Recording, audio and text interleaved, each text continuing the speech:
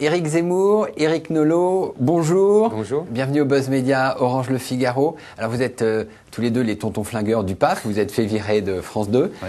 Et vous recommencez vendredi soir sur Paris Première, 22h45, dans une émission sobrement intitulée Zemmour et Nolot. Oui. C'est quand même juste... Oui. Vous avez pas un peu la grosse tête ?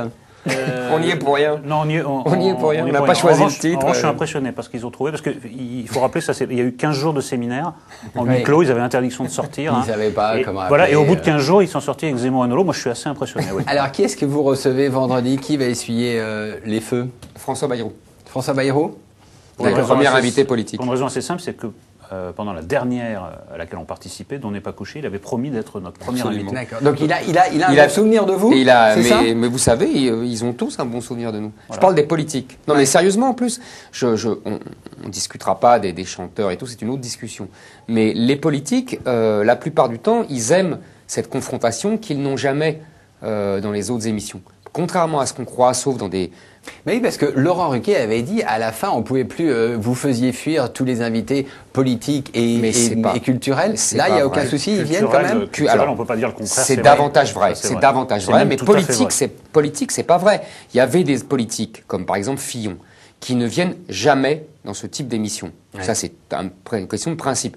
Mais après, les politiques, ceux qui venaient dans ce genre d'émission, sont toujours venus pour nous. Alors, c'est vrai qu'il y avait un problème avec certains chanteurs, certains acteurs, mais c'est pas la même chose. Oui, c'est pas la même chose. Alors là, on va voir quoi dans cette émission ? C'est le même système qu'on n'est pas couché, c'est-à-dire un invité face à vous deux au feu de vos questions. Ça, oui. Ça, oui. Et sinon, vous allez...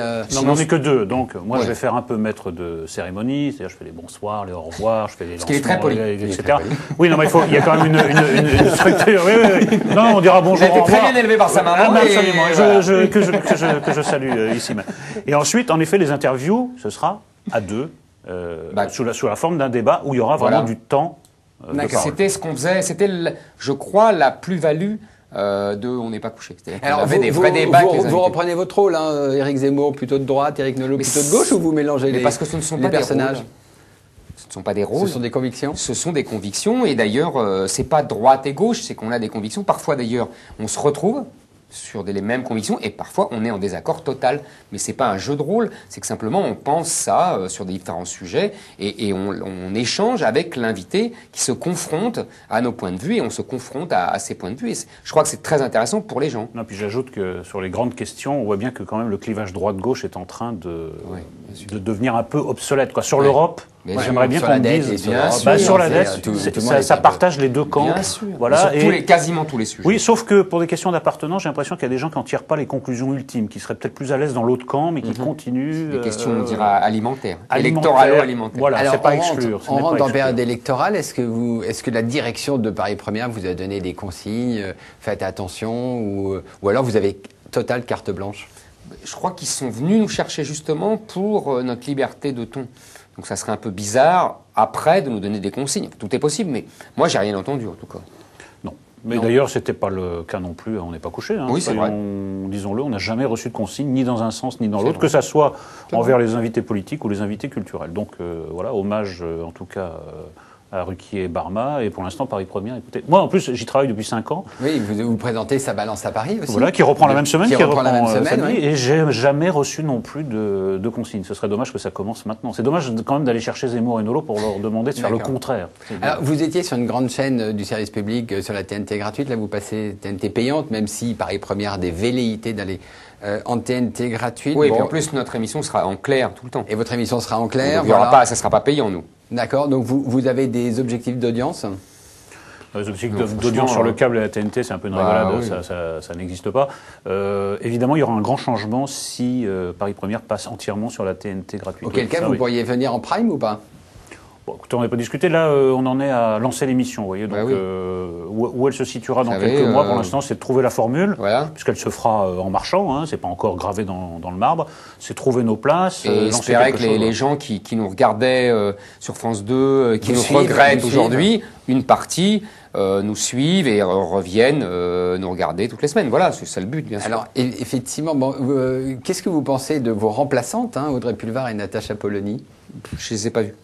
Et pourquoi ? parce que je les ai pas C'est regardés. manque de curiosité? Vous n'avez pas regardé? Non, parce que moi je regarde peu la télévision, donc je vais pas. Vous préférez faire que regarder la télévision, ça c'est c'est sûr. Et en plus, j'avais pas tellement envie de regarder. Vous savez, c'est forcément faussé.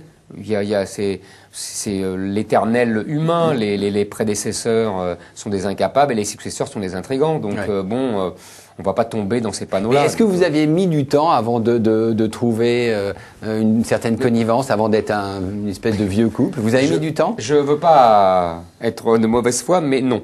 Non? Mais moi, j'ai pas souvenir. Moi, je pense que je rappellerai simplement que la première émission que j'ai faite avec Polak avait cartonné. On avait fait 40% de part de marché. Ouais. Et quand Nolo est arrivé à la fin mai, si je me souviens bien, la sauce a pris tout de suite, puisqu'on a eu que 4 émissions et que immédiatement à la fin, pour la rentrée de septembre, Barma et Ruquier ont dit à Nolo, évidemment, on continue. Donc c'est pour vous dire que ça a pris tout de suite. Ça avait pris tout de suite. Bon, vous avez encore des regrets d'avoir dû quitter France 2? Moi, je l'ai dit, je le répète, j'ai des regrets de l'avoir quitté à ce moment-là, c'est-à-dire à la veille d'une année électorale. Vous auriez adoré faire l'année électorale sur France Télévisions. Pour moi, ça aurait été... oui, la fin du match, quoi. Le couronnement et peut-être même la fin du cycle, parce que je crois que... Vous auriez arrêté après, c'est ça? Oui, je pense que ça aurait été le bon moment pour arrêter. Voilà, Là, un peu bêtement, ça va laisser une frustration, peut-être pas seulement à nous. D'accord. Très bien, Éric Zemmour, Éric Nolot, merci. Bonne chance pour cette nouvelle émission intitulée Merci beaucoup. Zemmour et Nolot. Et à très bientôt. Merci, au revoir.